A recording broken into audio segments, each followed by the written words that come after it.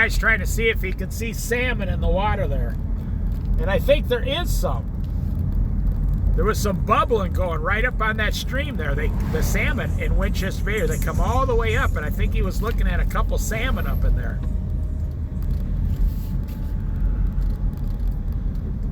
Salmon are a very interesting process.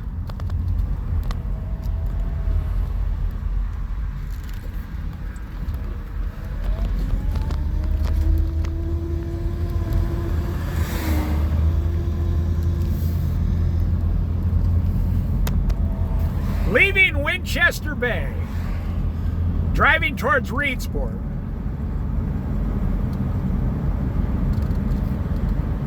It's Sunday at noon, and the people here are going nuts.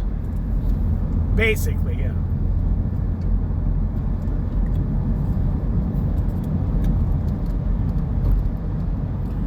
Because they all have to drive back to Eugene, Oregon to go to work tomorrow on Monday.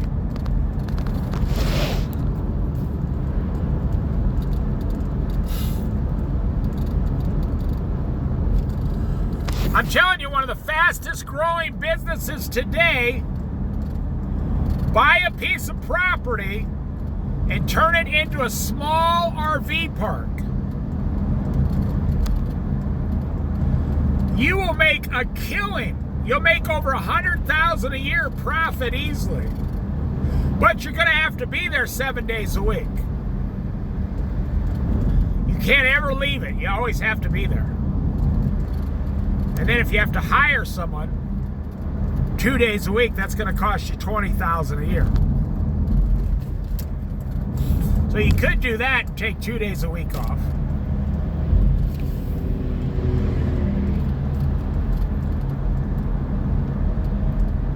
I mean, you could even make $200,000 a year profit easily on a nice, well-run park.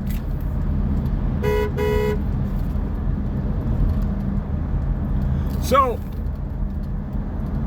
you go in and get like 4 acres. You don't even need that much property.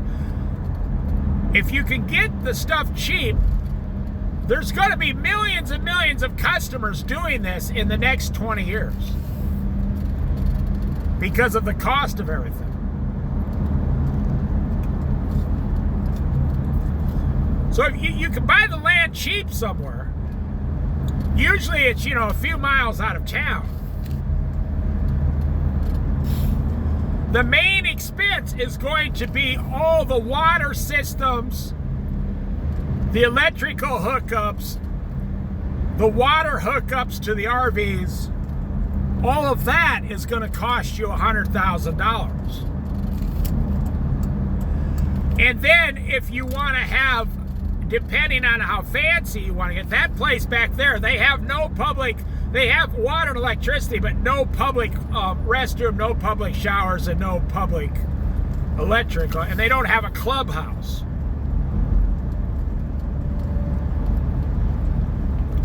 That place just kind of turned into a little roadside place for local people, paying like $600 a month to stay there. You know, kind of working people or people who are poor on Social Security, but they still own like an $8,000 trailer or something. But if you wanted to invest, you know, 300 grand with a couple other investors maybe,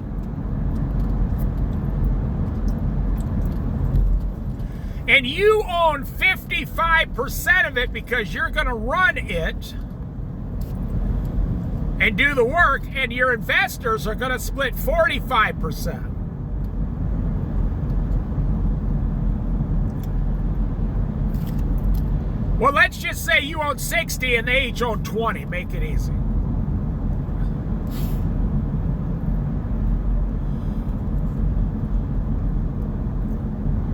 So they're going to give you $150,000 each. They're going to put up the money.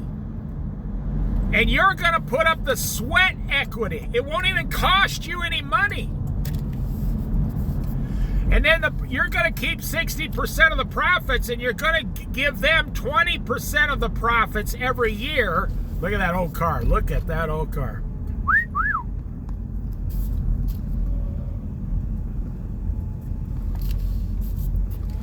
Until they get back whatever your agreed upon amount is.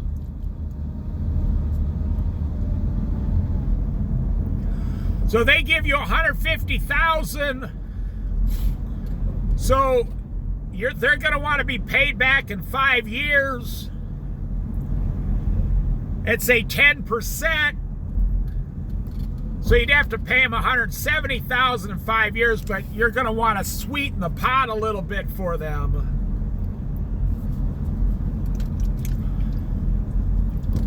If you took $150,000 from them and promised them $200,000 in 5 years, or 10 years, say. No, not 10 years, because they could invest their money and double it in the stock market. You'd have to give them $300,000 then.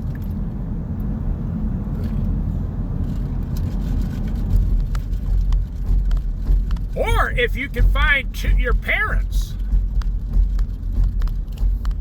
to give you the $150,000 as your inheritance, and you wouldn't have to pay them back at all. And they would do it because they would realize they're setting you up for life.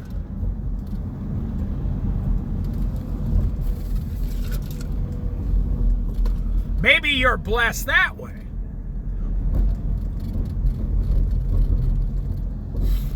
And they just take it out of your future inheritance. And it still wouldn't cost you anything, and you don't have to pay it back. The nice thing about these parks is you don't have to be fully ready to open.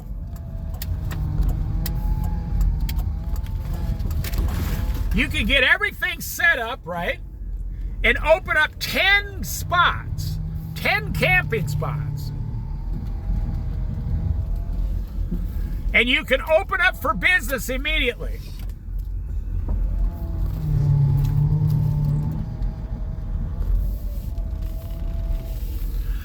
And then you can continue to go to the other side of the park and work on the park. You can add another spot once a month as you go along.